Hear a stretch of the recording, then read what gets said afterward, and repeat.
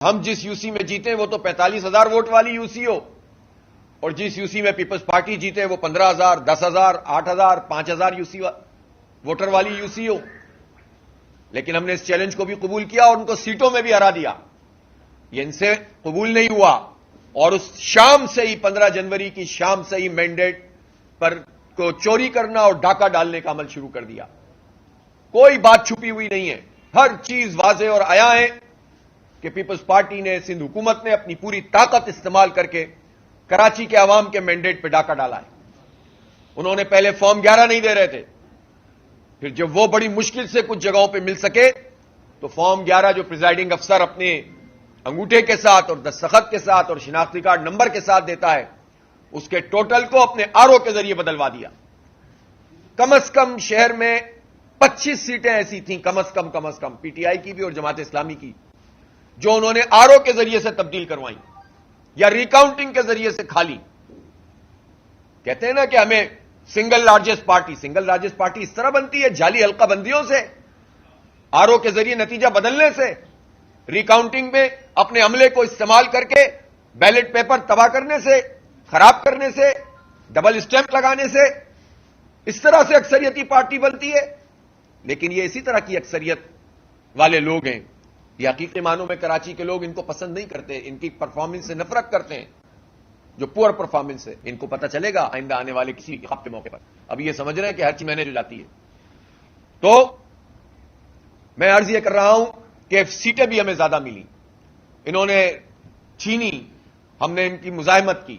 Election commission میں گئے، انہوں نے الیکشن کمیشن کو یوز کیا. 2 مہینے تک میں پوچھنا چاہتا ہوں، اس ملک میں کوئی الیکشن کمیشن، اس کا کام کیا ہے؟ شفاف انتخاب کرانا صرف کاغذوں میں لکھنے کے لیے، بیانات اور ترجمان کی طرف سے جاری کرنے کے لیے؟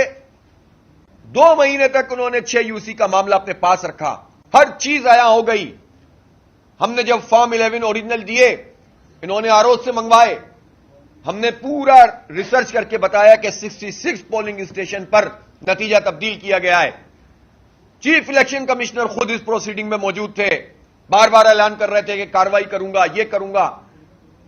لیکن جب فیصلہ کرنے کا موقع آیا تو ہمیں بات کرنے کا موقع نہیں دیا، بغیر ہیئرنگ کے انہوں نے جو ہے اعلان کیا، اور ایسا لگ رہا تھا جیسے پیپلز پارٹی کا لکھا ہوا فیصلہ سنا. 17 اسٹیشن میں کہا کہ جناب یہ نتیجہ تبدیل ہوا ہے، میں کوئی ڈسکریپنسی ہے تو دوبارہ اس کو ریکاؤنٹ کر لیا جائے. ہم نے پروسیڈنگ کے دوران کہا کہ ریکاؤنٹ کا مطلب، جبکہ آپ نے ان کو 2 مہینے سے سارا کچھ حوالے کیا ہوا ہے، اس کا مطلب ہی یہ ہے کہ پیپلز پارٹی دھاندلی کر چکی ہے.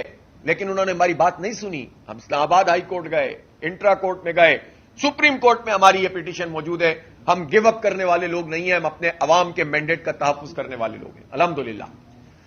اسی طرح 2 مہینے تک انہوں نے ضمنی انتخاب اعلان نہیں کیے. جب تیاری مکمل کر لی پیپلز پارٹی نے تو پھر بھاگ دوڑ میں اعلان بھی کیا اور 11 یوسیوں کو مینج بھی کیا. صرف 4 یوسیاں، ہم 8 یوسیاں جیتے ہوئے تھے، 1 پی ٹی آئی اور 7 ہم، اور انہوں نے قبضہ کر کے، ہنگامہ کر کے مزید 4 یوسیوں پہ قبضہ کیا. اس طرح صرف ہم 4 جیت سکے، باقی انہوں نے اپنے نام کر لی.